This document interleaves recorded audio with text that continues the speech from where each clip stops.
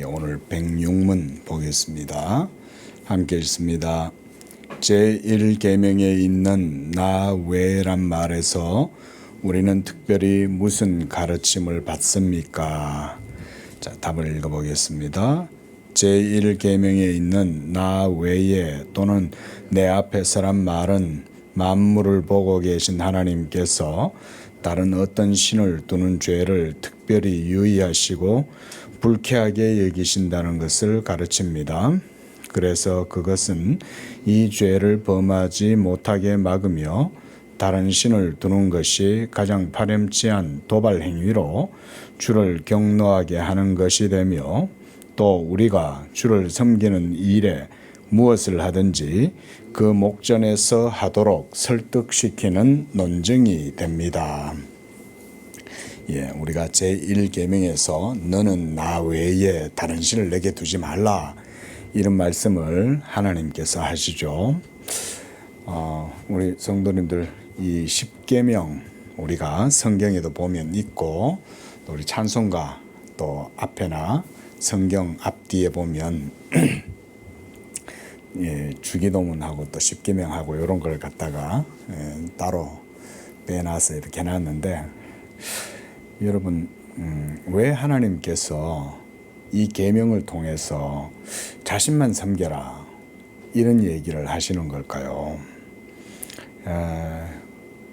그 세간의 어떤 한 철학자 분은 이 이스라엘의 하나님 여호와께서 나 외에 다른 신을 두지 마라 이랬다고 이 표현을 가지고 히브리인들의 그 여호와 신은 굉장히 편협하다 이렇게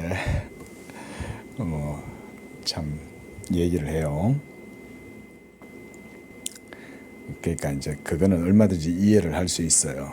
왜냐하면 하나님을 알 수도 없고 하나님도 모르는, 영적으로는 죽은 자와 같은 그런 이들이 그렇게 말한다고 해서 별로 이상할 건 없죠. 근데 자, 하나님을 섬기는 우리 성도들에게 있어서는 이 계명의 말씀은 그렇게만 사소하게 이해하기는 어렵죠. 자, 하나님은 누구신가? 하나님은 하나님이시죠. 그렇죠? 하나님은 하나님이시니까 당연히 하나님 이외에 다른 것을 섬긴다는 것은 있을 수가 없는 일이죠. 무엇보다 이렇게 한번 생각해 보십시오.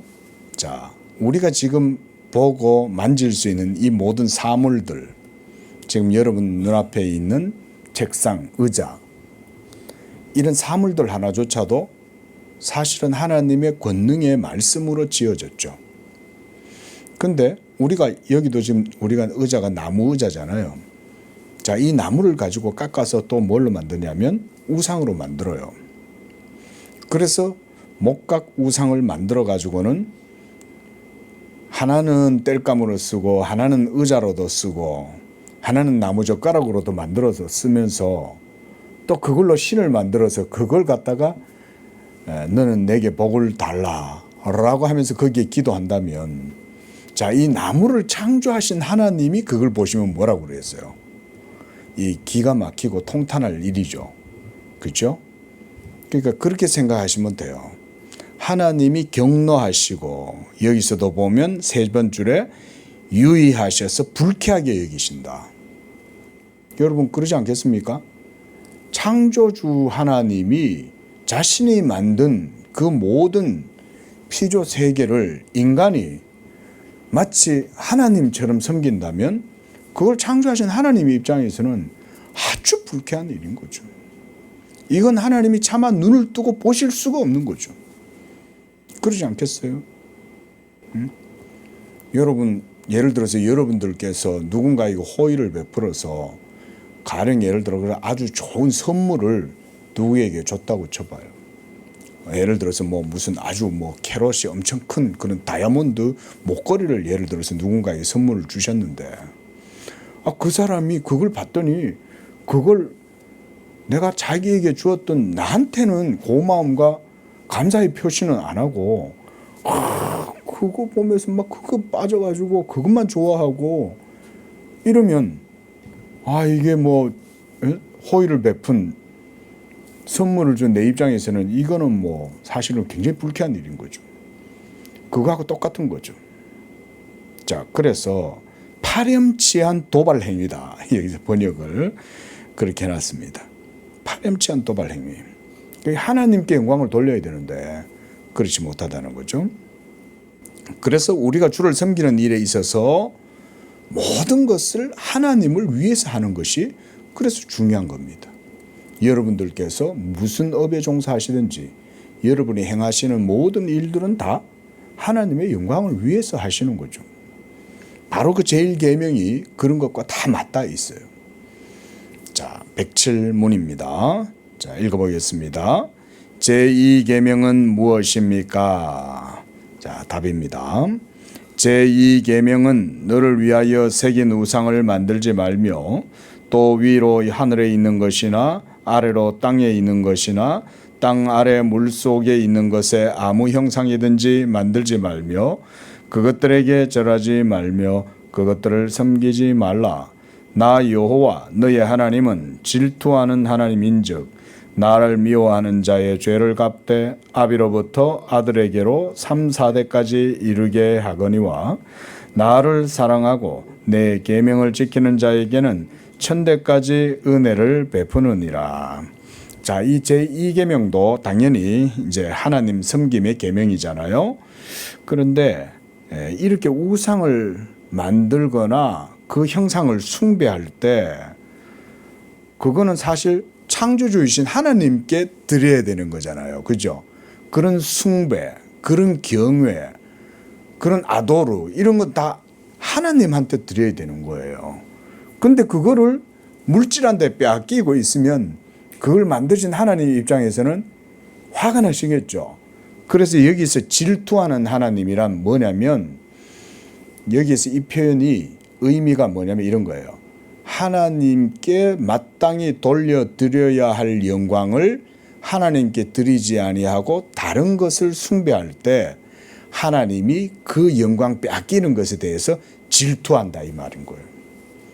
이거 타당합니까? 안 타당합니까? 타당하죠. 하나님은 질투하실 수밖에 없는 거예요. 하나님은 당연한 거예요. 아니 내가 지었는데 너희들은 지은 나는 숭배는 안 하고 왜 그런 것을 섬겨?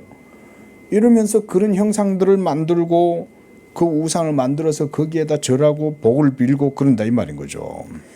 자, 이것은 무엇 때문이냐? 나를 미워하기 때문에 그렇다.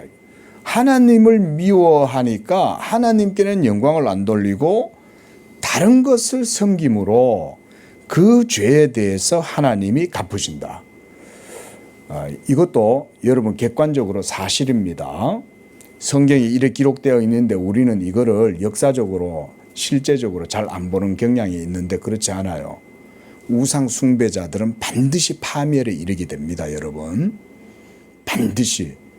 물이 위에서 아래로 흐르잖아요. 중력의 질서와 법칙이 있잖아요. 똑같아요. 여러분, 살아계신 하나님이 만물의 원인으로 계시는데 그 원인자에게 영광을 돌리지 않는다? 그러면 반드시 물이 흘러서 웅덩이에 쌓이고 그게 골마서 썩어 터지게 되는 거예요. 결국은. 이게 하나님의 창조 순리고 법칙이죠. 그 당연한 겁니다, 여러분. 그래서 우상 숭배론자들은 하나님이 반드시 징벌합니다. 아셔야 돼요. 그래서 우상 숭배의 죄는 결코 우리가 여러분 주변에라도 흔적이라도 있으면 다 지우세요. 하나님만 섬긴다. 그럼 하나님 기뻐해요. 그래서 그다음 보세요. 나를 사랑하고 내 계명을 지키는 자에게는 1000대까지 은혜를 베푼다. 이게 그 얘기예요. 여기에서 은혜를 베푼다는 걸 강조하시죠. 질투하신다, 보복하신다, 은혜를 베푼다. 이게 다 원인이 하나님 그분 자신 때문이죠. 하나님을 섬기면 하나님이 3, 4대가 아니라 보복은 3, 4대까지 하시는데 은총은 1000대까지 내려주신다. 이게 또 하나님의 그런 은혜라고 할 수가 있는 것이죠. 자, 이런 내용들에 대해서 보았습니다.